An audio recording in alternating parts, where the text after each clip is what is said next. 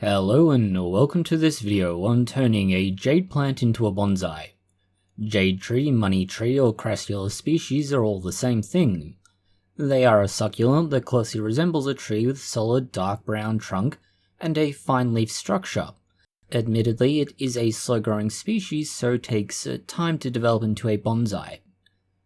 The advantages of it as a succulent mean that it has the advantages of being very resistant to dry weather conditions, and to a certain extent it will grow very quickly horizontally, but not in girth, particularly when planted in ideal conditions. In this instance, we received a rather large jade tree recently. After considering what to do with it, we decided to remove some of the larger growth and propagate this later. We've also split the trunk down the center as there were two main growth areas. Other than propagating the large branches and unwanted trunks, we will also be tapering the trunk as it is rather straight from top to bottom in places, and this is not ideal, especially not for a bonsai. We will also try grafting smaller trunks to the main trunk eventually to exacerbate the slope. The combination of both aggressively cutting the trunk at an angle, grafting trunks to get a slope, and probably several years of waiting for the wound to heal over, is just the first challenge we face. Our next challenge is going to be grafting branches where branches do not exist now. This is not necessary as such, but if we're going to graft trunks, we might as well do everything.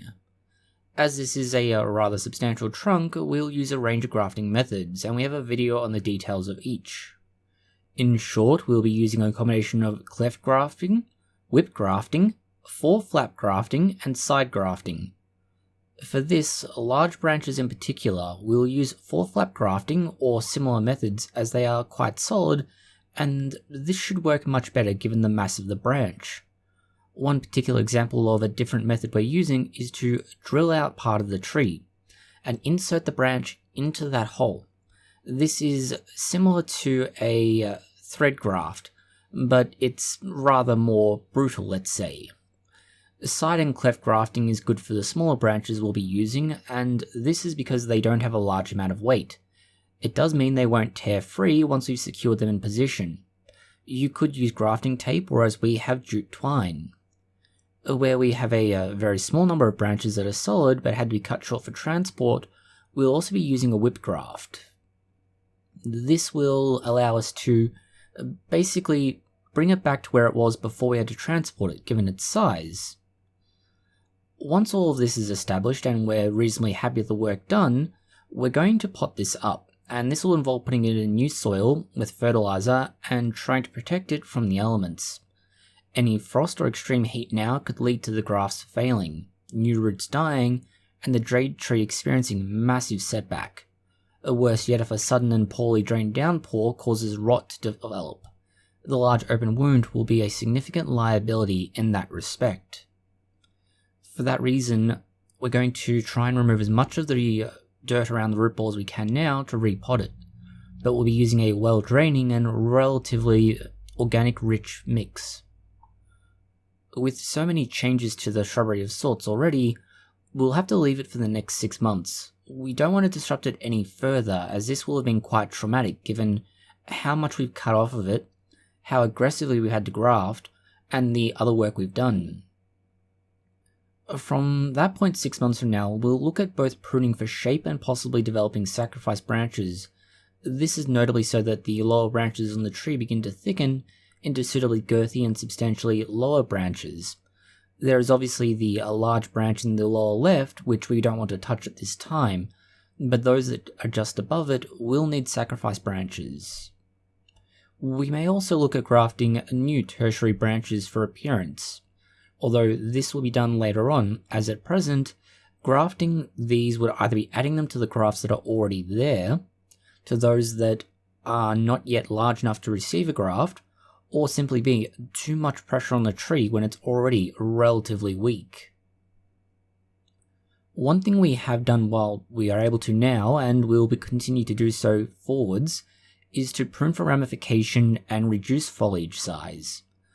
As with most species in the succulent family, they will tolerate a fair amount of foliage removal, but doing so too aggressively or too frequently can slow down growth. we will need to carefully balance how much and when we remove leaves, not just now that it's been transplanted and worked on very heavily, but also going forwards.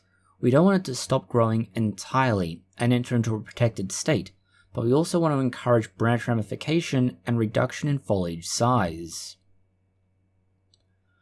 Ultimately, it is good fortune that saw us receive such a large and developed jade tree. The fact that much of it is not usable as it is disappointing, but this will lead to many new and more jade bonsai after several weeks of letting the cuttings dry. That will allow us to propagate them without them rotting. While we wait for that, we'll continue to work on the small things we can. The big items to work on in the coming weeks will be things like wiring, raffia, weighing down some of the branches, and more. Things that had not been possible when the tree was so very crowded, and we'll update this as it happens. This will include removing some of the knobby growth that is still there, as we don't want to be too aggressive in what we remove at this point in time. The slow and patient is going to reward us with a live tree, whereas rushing in may reward us with a dead tree, and one of these is far more preferable than the other. Thank you for watching this video. If you have found it interesting, consider liking, sharing, and subscribing. Please post any comments, questions, or suggestions you have below.